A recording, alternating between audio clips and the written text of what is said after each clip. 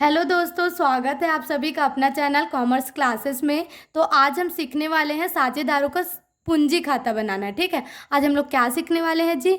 साझेदारों का पूंजी खाता किस प्रकार बनाया जाता है इसके बारे में सीखने वाले हैं। ठीक है, तो हम लोग जो पिछले वीडियो था उसमें क्या था, जो साझेदारों का पूंजी खाता किस प्रकार बनाया जाएगा, उसकी कितनी विधियां हैं और उसको उसका प्रारूप क्या है, इसके बारे में जो पहला वीडियो है वो पूरे डिटेल से है। ठीक है, तो यदि आप लोगों ने उस वीडियो को नहीं देखा होगा तो उस वीडियो को भी देख लीजिएगा। ठीक है, मैं उस वाले वीडियो का लिंक इस वाले वीडियो के डिस्क्रिप्शन में डाल दूंगी। ठीक है, तो आज हम पढ़ेंगे साझेदारों का पूंजी खाता बनाना। ठीक है, तो हमको पता है कि साझेदारों का पूंजी खाता बनाने का कितना नियम है? 2 नियम है। ठीक है, ये पहला तो है स्थायी पूंजी खाता पद्धति और दूसरा है परिवर्तनशील पूंजी पद्धति। ठीक है, तो आज हम दोनों ही पद्धति के द्वारा साझेदारों का पूंजी खाता किस प्रकार बनता है इसके बारे में सीखेंगे। ठीक है, तो देखो इस क्वेश्चन में हम दोनों ही पद्धतियों के बारे में विस्तृत रूप से सीखेंगे। ठीक है, तो देखो प्रश्न आपका क्या बोल रहा है, जो अजर, अमर और अमृत साझेदार हैं। ठीक है, जो लाभ हानि 3-2-1 के अनुपात में बांटते हैं, उनकी पूंजी क्रमशः 6,000 रुपये, 4,000 रुपये और 2,000 रुपये है। फर्म को 2004 में 4,500 रुपये का लाभ हुआ। अमृत 500 रुपये वेतन पाने का अधिकारी है। साझेदारों द्वारा निजी उपयोग के लिए क्रमशः 1,000 रुपये, 600 रुपये और 400 रुपये निकाले, जिन पर ब्याज के क्रमशः 200 रुपये, 100 रुपये और 140 रुपये हुए। लाभ हानि नियोजन एवं साझेदारों के पूंजी खाता खोलिए, जबकि पूंजी पहला क्या हो, ए क्या बोल रहा है स्थायी हो और बी क्या बोल रहा है परिवर्तनशील हो। ठीक है, तो ये क्या हमारा जो क्वेश्चन है। ठीक है, तो हम लोग एक बार क्वेश्चन को और आराम से पढ़ते हैं और समझते हैं पहले क्वेश्चन को। ठीक है, फिर उसके बाद क्या करेंगे, इसको हल करना चालू करेंगे। ठीक है, तो सबसे पहले देखो क्या बोल रहे हैं, अजर, अमर और अमृत साझेदार है। ठीक है, कि कितने साझेदार हैं जी? 3 साझेदार हैं, अजर, अमर और कौन है? अमृत है। ठीक है, जो लाभ हानि को 3-2-1 के अनुपात में बांटते हैं, मतलब अजर, अमर और अमृत को अगर व्यापार से लाभ हो या हानि हो उसको कौन से अनुपात में बांटते हैं जी? 3-2-1 के अनुपात में बांटते हैं। ठीक है, उनकी पूंजी क्रमशः 6,000 रुपये, 4,000 रुपये और 2,000 रुपये है। उनकी पूंजी बोले तो क्या होगा, जो साझेदार है अजर, अमर, अमृत, इनका पूंजी है। ठीक है, अब क्रमशः बोला है तो पहले क्रम में कौन है? अजर, तो अजर का कितना पूंजी होगा? 6,000 रुपये का पूंजी होगा। ठीक है, दूसरा क्रम में कौन है? अमर, तो अमर का पूंजी का रुपये कितना है? 4,000 रुपये। ठीक है, और तीसरा कौन है? अमृत, तो अमृत का पूंजी कितना होगा?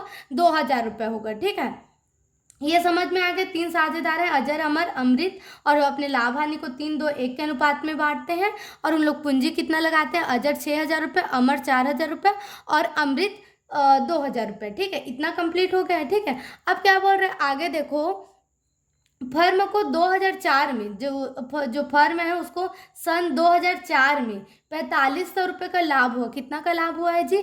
4,500 रुपये का लाभ हुआ है। ठीक है, अमृत 500 रुपये वेतन पाने का अधिकारी है, मतलब जो अमृत नाम का साझेदार है वो कितना वेतन पाने का अधिकारी है जी?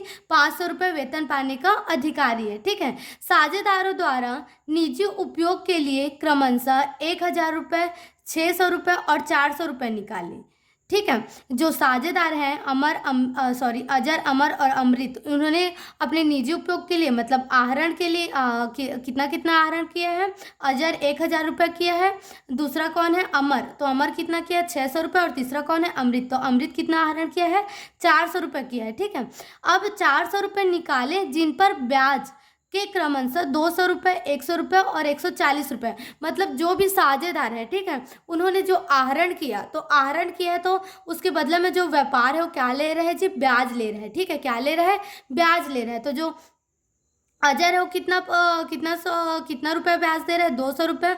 अमर है वो कितना दे रहा है? 100 रुपये ब्याज दे रहा है। और जो अमृत है वो कितना ब्याज दे रहा है? 140 रुपये आहरण पर ब्याज दे रहा है। ठीक है, अब क्या बोल रहे हैं हमको आगे, लाभ हानि नियोजन एवं साझेदारों के पूंजी खाता खोलिए। हमको प्रश्न में क्या खोलना है, पहले लाभ हानि नियोजन खाता खोलना है, फिर उसके बाद क्या खोलना है जी, साझेदारों के पूंजी खाता खोलना है। ठीक है, अब क्या बोल रहे हैं, जबकि पूंजी स्थायी हो, मतलब देखो साझेदारों को पूंजी खाता बनाने का कितना पद्धति है, 2 पद्धति है। ठीक है, पहला क्या है, स्थायी पूंजी पद्धति, और दूसरा क्या है, परिवर्तनशील पूंजी पद्धति। तो हमको इस क्वेश्चन को सबसे पहले कौन सी पद्धति से हल करना है, स्थायी पूंजी पद्धति के द्वारा करना है। ठीक है, फिर दूसरा कौन सी पद्धति के द्वारा हल करना है, परिवर्तनशील पूंजी पद्धति के द्वारा। ठीक है, तो हम दोनों ही विधि को एकदम विस्तृत रूप से समझेंगे। ठीक है, भले ही आपका जो वीडियो हो क्या हो जाएगा, लंबा हो जाएगा, लेकिन यदि आप इस वीडियो को डिटेल से अगर देखते हो और समझते हो तो आपका साझेदार का पूंजी खाता क्या होगा, हमेशा आराम से बन जाएगा।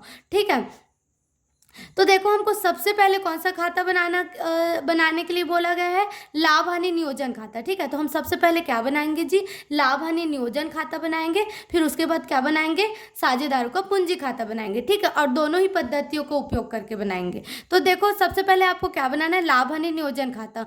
तो इसको लिखें, हल है। ठीक है, अब लाभ हानि नियोजन खाता बनाना है तो सबसे पहले आपको लाभ हानि नियोजन खाता का क्या देना पड़ेगा, शीर्षक देना पड़ेगा। ठीक है, लाभ हानि नियोजन खाता करके। ठीक है, फिर दूसरा नियम क्या है आपका, कि आपको डेट लिखना है, दिनांक लिखना है। तो आपको प्रश्न में बोला गया था कौन से फर्म को 2004 में, मतलब ये जो आपका लाभ हानि नियोजन खाता है वो कौन से सन के लिए बन रहा है जी, 2004 के लिए बन रहा है। ठीक है, तो आपको इसमें एक जनवरी 2 जनवरी कुछ तो दिया नहीं है।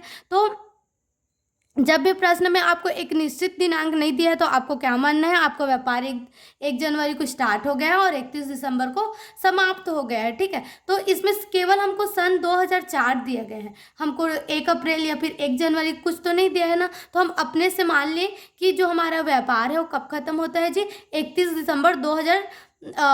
दिसंबर को समाप्त होने वाले वर्ष के लिए। यहाँ पर आप ऐसे भी लिख सकते हो 31 दिसंबर 2004 को, क्या लिख सकते हो जी, 2004 को समाप्त होने वाले वर्ष के लिए। ये आपको शीर्षक के नीचे में आपको दिनांक लिखना ही पड़ेगा जो आपको प्रश्न में दिया रहेगा। ठीक है, अब आपको क्या बनाना है, लाभ हानि नियोजन खाता बनाना है। तो सबसे पहले लाभ हानि नियोजन खाता का प्रारूप क्या होता है जी, विवरण राशि होता है। ठीक है, तो हमेशा याद रखना, एक विवरण और राशि किसके कौन से पक्ष में बनता है, बायां पक्ष में बनता है। ठीक है, बायां पक्ष किसके कौन से पक्ष कहलाता है, विकलन पक्ष कहलाता है। ठीक है, फिर एक विवरण और राशि किसके लिए बनता है, समाकलन। तो समाकलन पक्ष कौन सा होता है, दायां पक्ष होता है। ठीक है, तो दायां पक्ष में समाकलन और बायां पक्ष में क्या आएगा, विकलन आएगा। ठीक है, तो आपको जो लाभ हानि नियोजन खाता है उसमें आता क्या है, सबसे पहले तो सबसे पहले क्या आता है आपको पता है, देखो क्या बोल रहे प्रश्न में, अजर अमर और अमृत साझेदार है जो लाभ हानि को 3-2-1 के अनुपात में बांटते हैं। उनकी पूंजी क्रमशः 6,000 रुपये, 4,000 रुपये और 2,000 रुपये। तो इतना जितना भी बोला गया है ना, पूंजी है, पूंजी का लेखा कभी भी लाभ हानि नियोजन खाता में नहीं होता, तो पूंजी का लेखा हम नहीं करेंगे। ठीक है, फिर क्या बोल रहे हैं, फर्म को 2004 में 4,500 रुपये का लाभ हुआ है। तो हमेशा याद रखना, लाभ को लाभ हानि नियोजन खाता में लिखा जाता है। अब लाभ हमेशा लाभ हानि नियोजन खाता के कौन से पक्ष में आता है जी, समाकलन पक्ष में आता है। ठीक है, कौन से पक्ष में आता है, समाकलन पक्ष में। तो इसको जो लाभ है उसको कौन से पक्ष में लिखेंगे, लाभ हानि नियोजन खाता के समाकलन पक्ष में लिखेंगे। ठीक है, तो अब देखो लाभ हानि नियोजन खाता है तो डायरेक्ट हम लाभ लिख सकते हैं क्या, उसका नाम, जिसका खाता खुलता है उसका कभी भी नाम तो नहीं लिखा जा सकता। तो उसके जगह में क्या लिखना है आपको, शेष लाया गया लिखना है। ठीक है, क्या लिखना है जी, शेष लाया गया लिखना है। ठीक है, तो आपको लाभ लिखना है। लाभ का एंट्री हमेशा लाभ हानि नियोजन खाता के कौन से पक्ष में होगा, समाकलन पक्ष में होगा। और लाभ का नाम नहीं लिख सकते, इसलिए लाभ को क्या लिखेंगे, शेष लाया गया। और कितना दिया आपको, लाभ का अमाउंट जी 4,500 रुपये दिया है, तो आपको यहाँ क्या लिखे हैं, 4,500 रुपये लिखे। ठीक है, शेष लाया गया 4,500 रुपये। ये हो गया, पूंजी का एंट्री नहीं होता, लाभ का होता है, वो भी कौन से पक्ष में होता है, समाकलन पक्ष में होता है। और समाकलन में होगा, लेकिन लाभ हानि नियोजन खाता है तो लाभ करके डायरेक्ट नहीं लिख सकते, उसको क्या लिख सकते हैं, शेष लाया गया करके लिखेंगे। ठीक है, अब आगे देखो क्या बोल रहा है, साझेदारों द्वारा निजी उपयोग के लिए क्रमशः 1,000 रुपये, 6,000, 600 रुपये और 4,000 रुपये निकाले। तो हमेशा याद रखना, अगर लाभ हानि नियोजन खाता बना रहे हो और उसमें आहरण का राशि दिया गया है, किसका राशि दिया गया है जी? आहरण का। तो आहरण का लेखा कभी भी लाभ हानि नियोजन खाता में नहीं होता, तो आपको ये आहरण को भी नहीं लिखना है। निजी उपयोग मीन्स क्या होता है? आहरण होता है, ठीक है। तो आहरण का लेखा लाभ हानि नियोजन खाता में नहीं होता, ठीक है। अब ये तो नहीं होगा 1,000 रुपये, 600 रुपये और 400 रुपये निकाले आहरण की, इसलिए इसका लेखा नहीं होगा। लेकिन जिन पर ब्याज के क्रमशः 200, 100 और 140 रुपये, तो हमेशा याद रखना आहरण का लेखा लाभ हानि नियोजन खाता में नहीं होता, लेकिन आहरण पर ब्याज का लेखा लाभ हानि नियोजन खाता में आता है। तो जिन पर ब्याज बोल रहे मतलब आहरण पर ब्याज कितना है? 200, 100 और कितना है जी? 140 है। तो आहरण पर ब्याज का लेखा हमेशा याद रखना कहाँ होता है? समकलन पक्ष में। लाभ हानि नियोजन खाता में आहरण तो आएगा नहीं, आहरण पर ब्याज खाता आएगा, और वो भी कौन से पक्ष में आएगा? समकलन पक्ष में आएगा, ठीक है। तो आहरण पर ब्याज खाता को करके आपको शीर्षक देना है। फिर कितने साझेदार है जी? 3 साझेदार है, अजर, अमर, अमृत, और तीनों ही ने क्या किया है? आहरण किया है, और आहरण पर क्या दिया है? ब्याज दिया है। तो तीनों आहरण पर ब्याज खाता को करके लिखना। फिर अजर, अमर और कौन है? अमृत है। अजर कितना आहरित किया है? 200 रुपये, तो 200 आएगा। अमर कितना किया है? 100 रुपये, तो 100 रुपये आएगा। और अमृत कितना किया है? 140 रुपये, तो कितना आएगा जी? 140 रुपये आएगा, ठीक है। अब ये तीनों को ही जोड़ देना। 200 में 100 को जोड़ेंगे 300, 300 में 100 को जोड़ेंगे तो कितना हो जाएगा? 400, और 440 रुपये हो जाएगा। तो तीनों को जोड़ के कितना आया? 440 रुपये आया, ठीक है। अभी एक चीज और याद रखना, यहाँ क्या है? अमृत 500 रुपये वेतन पाने का अधिकारी है। तो वेतन का एंट्री क्या होता है? लाभ हानि नियोजन खाता में होता है, और वो भी कौन से पक्ष में होता है जी? वेतन का लेखा विकलन पक्ष में होता है, ठीक है। कौन से पक्ष में होता है? विकलन पक्ष में। तो अमृत 500 रुपये वेतन पाने का अधिकारी है, तो लिखना अमित का वेतन का लेखा हमेशा कौन से पक्ष में होता है? विकलन में। तो विकलन में करना अमित का वेतन खाता से, या फिर वेतन खाता से भी लिख दोगे तो चल जाएगा, ठीक है। लेकिन अमित को मिल रहा है ना, तो अमित का वेतन खाता से लिखना। और कितना मिल रहा है जी उनको? 500 रुपये मिल रहा है, तो यहाँ क्या आ जाएगा? 500 रुपये आ जाएगा, ठीक है। अब किसी भी चीज का लेखा लाभ हानि नियोजन खाता में नहीं होगा। अब उसके बाद क्या करना है? हमको कुल करना है, योग करना है दोनों पक्ष का, ठीक है, कि कौन सा पक्ष का ज्यादा आ रहा है और कौन सा पक्ष का क्या हो रहा है? कम आ रहा है, ठीक है। तो अब देखो समकलन को पहले जोड़ते हैं। 4500 रुपये है, और ये कितना है? 440 रुपये। तो 4500 में अगर आप 440 को जोड़ते हो तो आपका कितना आएगा? 4940 आएगा। कितना आएगा जी? 4940 आएगा। और आपके विकलन में केवल क्या है? 500 रुपये है। तो हम देखो ये क्या है? समकलन बहुत ज़्यादा है और विकलन क्या है? कम है। तो हमको हमेशा क्या करना होता है? दोनों पक्षों को बराबर करना होता है। विकलन और समकलन दोनों को क्या करना रहता है जी? बराबर करना पड़ता है। तो बराबर करने के लिए हमको क्या निकालना पड़ेगा? शेष निकालना पड़ेगा, ठीक है। क्या निकालना पड़ेगा जी? शेष निकालना पड़ेगा। तो शेष कैसे निकालेंगे? 4,940 है, उसमें ये 500 रुपये को क्या कर देंगे? माइनस कर देंगे। क्या कर देंगे जी? माइनस कर देंगे, मतलब घटा देंगे। तो 4940 में अगर आप 500 रुपये को घटाओगे ना, तो आपका कितना आएगा पता है? 4,440। आप करके देख लीजिएगा, ये कितना है? 4,940 है, सॉरी 4,940। अब 4,940 में आपको ये 500 को क्या करना पड़ेगा? घटाना पड़ेगा, ठीक है। तो घटा दीजिए। तो 0 का 0, 4 का 4, अब 9 में से 5 जाएगा तो कितना आएगा? 4, और ये 4 का 4, तो कितना आ रहा है? 4,440 रुपये आ रहा है, ठीक है। अब ये जो 4,440 रुपये है ना, वो क्या होगा?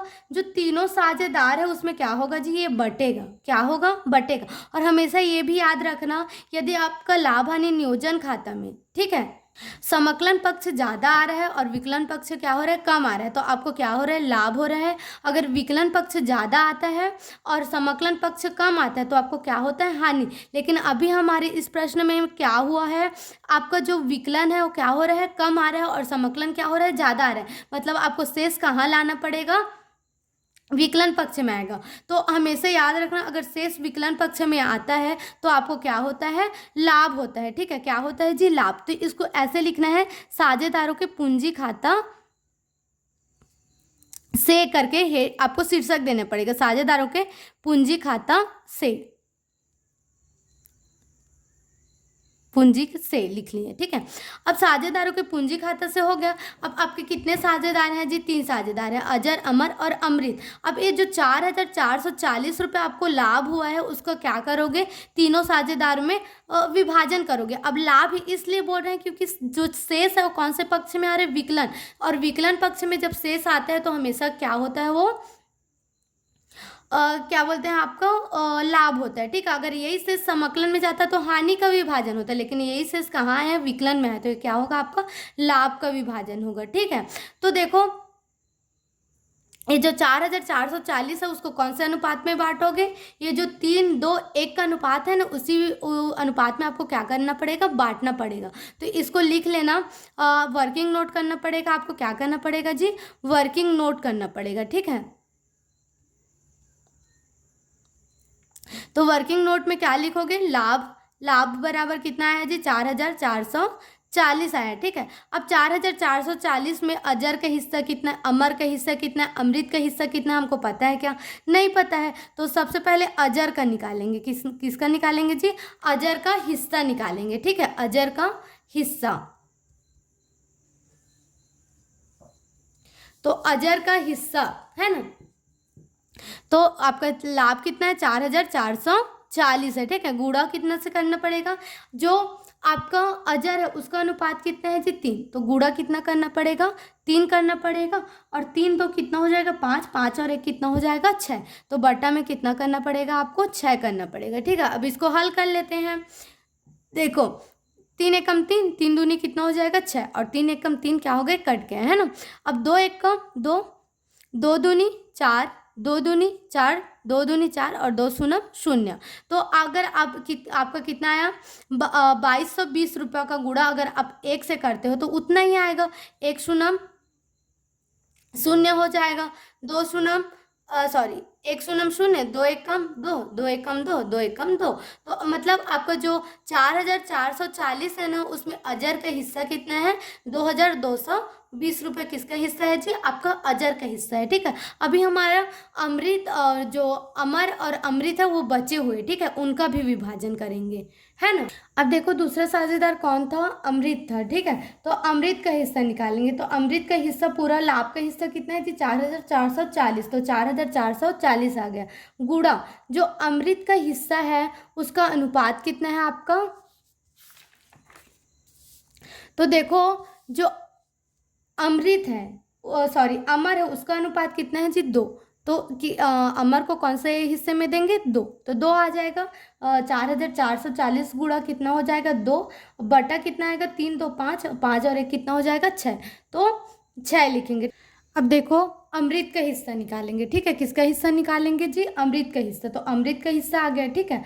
अब अमृत का हिस्सा किस में मिलेगा? 4,440। आपका लाभ का पूरा हिस्सा कितना निकला? 4,440, ठीक है।